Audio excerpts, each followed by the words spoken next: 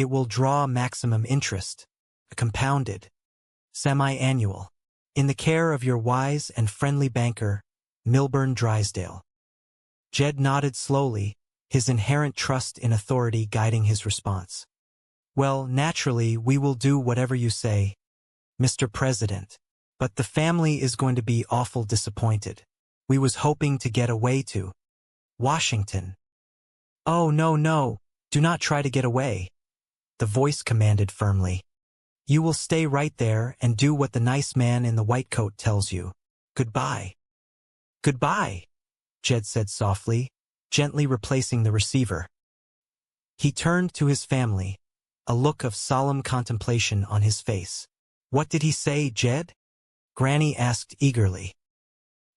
He said he does not want us to come to Washington right now, Jed explained patiently. Well, what are we supposed to do, Pa? Ellie Mae asked, her disappointment palpable. He says he is going to send a man in a white coat to tell us, Jed answered, scratching his chin thoughtfully. He walked outside to the driveway, where Jethro was hopelessly tangled in a massive web of thick black electrical cords. Jethro, I just talked to the president, and we will not be driving to Washington in your electric car. Just as well, Uncle Jethro. The young man sighed heavily, wiping a streak of grease from his cheek. I never found an extension cord long enough to get us there. Back in the opulent sanctuary of the bank, Drysdale was practically vibrating with relief. He vigorously shook the hand of the talented impressionist. Mr. Little, that was a magnificent performance. Thank you, the actor replied graciously. Well, your impersonation of the president was absolutely incredible. Thank you. I hope to see you again. Sometime. Take good care of yourself. Mr. Little cleared his throat delicately. Mr. Drysdale, are you not forgetting something? Drysdale paused, his hand halfway to his pocket. Oh, what is that? My fee. Oh, yes, yes. How much is it? Well, ordinarily, I receive $7,500 for a performance, Mr. Little stated professionally. However, in this case, I will cut it in half. How is $3,750? $3,750 it is. Drysdale agreed quickly, counting out a thick wad of fresh, crisp bills. 20, 40. Now, you owe me $2.50. No, that is $3,750. The actor corrected gently, pocketing the considerable sum. A 5 minutes' work? The president does not get that much, and he is the real thing. Just then, Miss Jane entered the office, her arms laden with files. Excuse me, Chief, these foreclosures are ready. She stopped in her tracks, her eyes widening as she recognized the man standing by the desk. Are you not Rich Little, the impressionist? Yes, I am, he smiled warmly. Miss Jane's stern demeanor melted instantly into that of a starstruck fan. Oh, Mr. Little, I just love your impression of John Wayne. Ha! Well, thank you very much, ma'am, he replied, his voice dropping an octave into the unmistakable, gravelly drawl of the legendary cowboy. Now, let me say that if we had girls like you out on the trail, I never would have given my horse a second look. Jane giggled, a sound that rarely escaped her highly disciplined lips. Oh, that is marvelous. Thank you. Hey, and your Ed Sullivan is an absolute classic.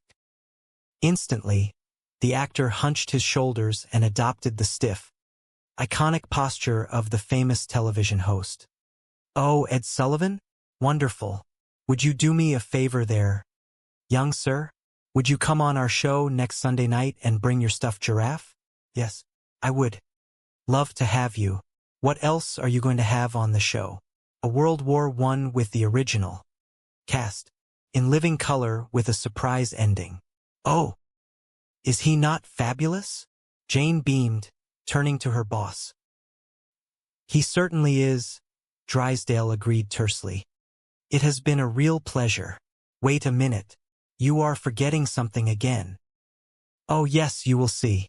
What are you charging her for Wayne and Sullivan? Drysdale asked, ever the businessman. Oh, nothing. I will accept the same arrangement. The actor smiled before slipping out the door. Back at the Clampett mansion, a delivery man in a crisp white uniform was making his rounds. Watch this, Jethro whispered excitedly from behind a thick hedge. Do not leave no milk for a spell. We are going to Washington, Granny. The milkman, thoroughly confused by the sudden pronouncement, simply nodded. Yeah? Well, you are going to Washington. We are, Granny gasped, her hands flying to her cheeks. That is what the message says. Have a good trip. Jethro sprinted toward the house, his heavy boots pounding against the manicured lawn. Hey, Uncle Jed, we are going to Washington. We just got the message. Jed stepped out onto the porch, a look of profound satisfaction settling over his features. What did you say, boy? We are going to Washington. The fellow in the white coat just brought the message from the president. Well, where is he? Jed asked, looking out over the vast expanse of the estate. Yonder he goes. Jethro pointed toward the retreating milk truck. Jed squinted slightly. Is that not the milkman? Being a milkman is what you call a cover, Jethro explained confidently, his mind recalling countless hours of espionage television programs. Cover? He is really a secret agent for the government, is he not? Yeah. I learned all that stuff when I was a double-knot spy. Well, I reckon we best get packing, Jed decided, turning back toward the grand doors. Should I convert my electric car back to steam? Jethro asked enthusiastically. No, I think we better fly, Jed reasoned gently. When the president sends for you, you do not want to keep him waiting. Meanwhile, back at the bank, Mr. Drysdale was reviewing paperwork when Miss Jane rushed into the office, her face pale with fresh anxiety.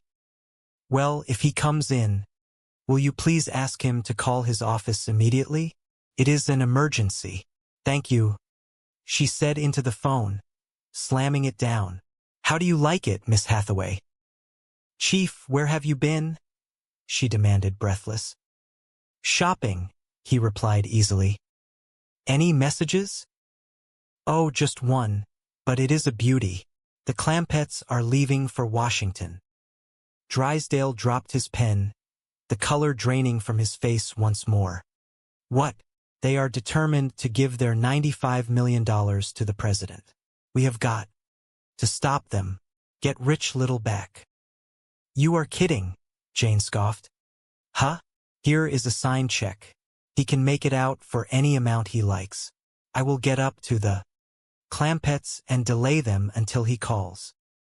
Drysdale practically flew from the building, driving his luxury sedan like a madman through the winding streets of Beverly Hills. He screeched to a halt in the Clampett driveway, leaping from the car. I made it. They are still here. He rushed to the front door, pounding frantically. Clarence, Granny, Ellie Mae, Jethro. He burst into the grand foyer, but the house was eerily silent. The family was gone. Instead, he found a note pinned to the massive oak front door. He tore it down, his eyes scanning the crude, penciled letters. There is everybody. Oh, hello, Bessie. Is that for me? How are you? Dear Mr. Drysdale, please feed the critters till we get back. High above the clouds, inside the luxurious, pressurized cabin of a modern commercial airliner, the Clampett family was experiencing the miracle of flight. They were completely unfazed by the altitude, treating the airplane cabin with the same casual comfort as their own front porch back home. Enjoying your flight? A sharply dressed flight attendant asked, stopping by their row with a warm